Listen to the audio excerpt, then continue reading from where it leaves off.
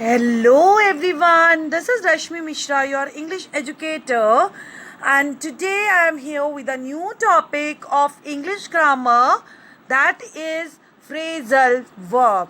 So children, what is phrasal verb we will learn today with their examples. Okay, so first of all I would like to tell you कि phrasal verb होता क्या है बच्चों. Phrasal verb is a mixture of verb plus preposition, verb plus adverb. Okay, जहां पर verb और preposition लिखा हो एक साथ में या फिर वर्ब प्लस एडवर्ब लिखा हो एक साथ में, उन्हें हम फ्रेजल वर्ब कहते हैं. ठीक है बच्चों. So what is the objective? To teach you the topic phrasal verb to enhance the fluency so that I can enhance your fluency. बोलने की क्षमता जो है आपकी, इंग्लिश बोलने की जो फ्लुएंसी है उसको बढ़ाया जा सके in comprehension, in reading and writing, right? And now we will see the example and we will understand the phrasal verb. So here is a sentence: poor boy, he almost break down. So children, here it is written break down, right? So I want to tell you कि जो हमारा phrasal verb होता है उसका जो meaning जाता है वो जो लिटरल मीनिंग होता है, जो वर्ड टू वर्ड मीनिंग होता है उससे बिल्कुल डिफरेंट जाता है. ठीक है. So unlike the literal meaning, यानी कि जो वास्तव में जो वर्ड टू वर्ड का मीनिंग होता है उससे बिल्कुल अलग, different, which brings to mind a person breaking into little pieces. Right. The word broke down means that the person got upset. इसका मतलब ये नहीं है, ब्रेक डाउन का मतलब ये नहीं है कि कोई भी आदमी है उसका दिमाग जो है वो छोटे छोटे पीसेस में ब्रेक डाउन हो गया, वो टूट गया. No, the meaning of this word is the person got upset and started crying. So it is a phrasal verb. As I told you, मैंने आपको बताया था कि फ्रेजल वर्ब जो होते हैं उनका मीनिंग बिल्कुल वर्ड टू वर्ड मीनिंग से डिफरेंट है. ब्रेक डाउन का मीनिंग हो गया एक पर्सन जो है उसका जो माइंड है वो ब्रेक डाउन हो गया, वो छोटे छोटे पीसेस में ब्रेक हो गया. No, not at all. The meaning would be completely different. Okay, so phrasal verb is a group of word that function as a verb. जो किसके रूप में काम करता है बच्चों? verb के रूप में कार्य करता है. ठीक है. It consists of verb. और इसमें क्या क्या होता है? phrasal verb में क्या क्या चीजें होती हैं? एक तो verb होती है और preposition, verb plus preposition, break is a verb and down is a preposition. Okay, या वर्ब प्लस एडवर्ब होती है या फिर दोनों होता है. ठीक है.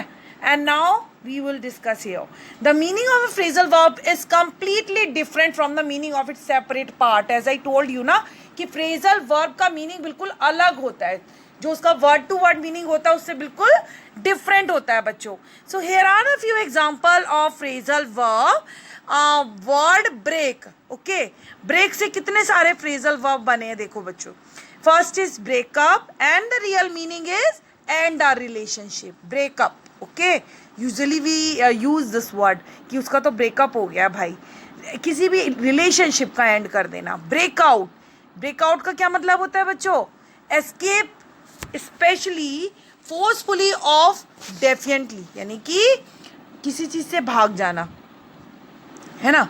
और break into, open और begin to use. Break into का मतलब होता है किसी भी चीज़ को ओपन करना और उसको यूज़ करना शुरू कर देना. Break in, enter a place by force और इलिसिट मीन्स, यानी कि किसी भी जगह पर फोर्सफुली एंटर हो जाना. ठीक है, उसको कहा जाता है break in. And break away, become separated, बिल्कुल अलग हो जाना किसी भी चीज़ से. ब्रेक डाउन का मतलब मैंने आपको बताया था फेल होना, है ना. टू सीज टू फंक्शन, किसी भी काम को करने में फेल हो जाना. टूट गई, मैं तो बिल्कुल टूट गई हूँ अब इस काम को कर करके. ब्रेक डाउन, है ना. Then again we will discuss to come decompose, है ना. Other meaning is, break down के कितने सारे मीनिंग जाते हैं बच्चों. डाइजेस्ट, है ना. ब्रेक डाउन का मतलब होता है डाइजेस्ट. एक जगह होता है डिके, एक जगह होता है फेल हो जाना. And the other is hang. Hang के साथ अगर हम ये वर्ड यूज़ करें सभी जो प्रपोजिशंस हैं तो बच्चों मीनिंग देखो कितना डिफरेंट होगा.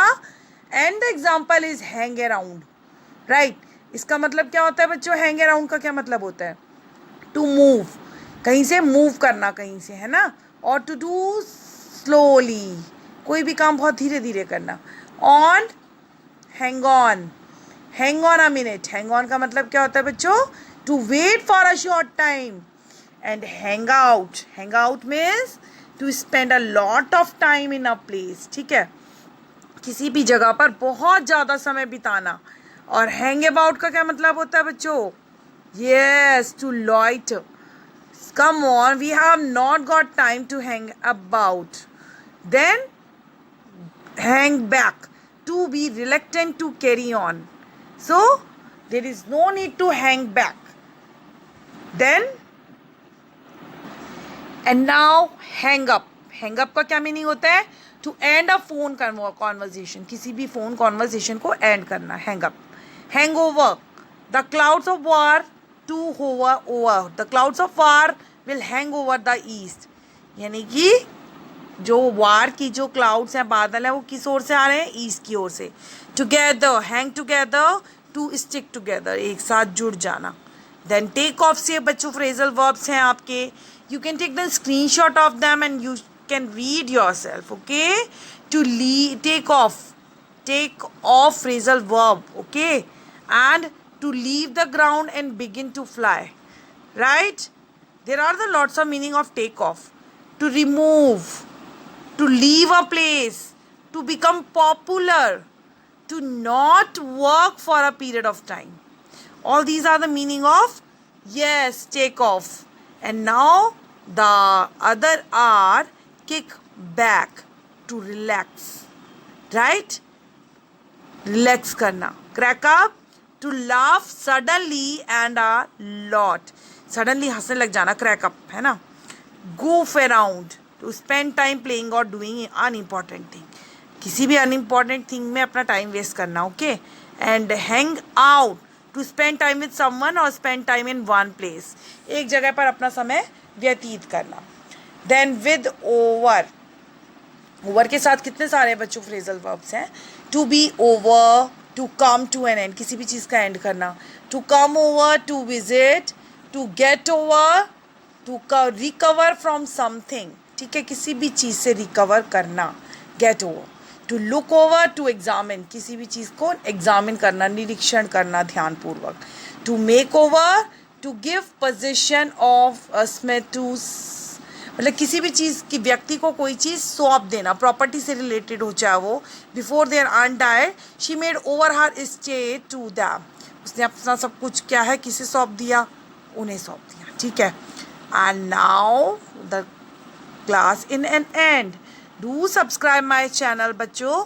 एंड अगर मेरी वीडियोज़ अच्छी लगें तो प्लीज़ लाइक करिए, कमेंट करिए, and tell me the other topic on which we can discuss in the next videos. Till then, goodbye.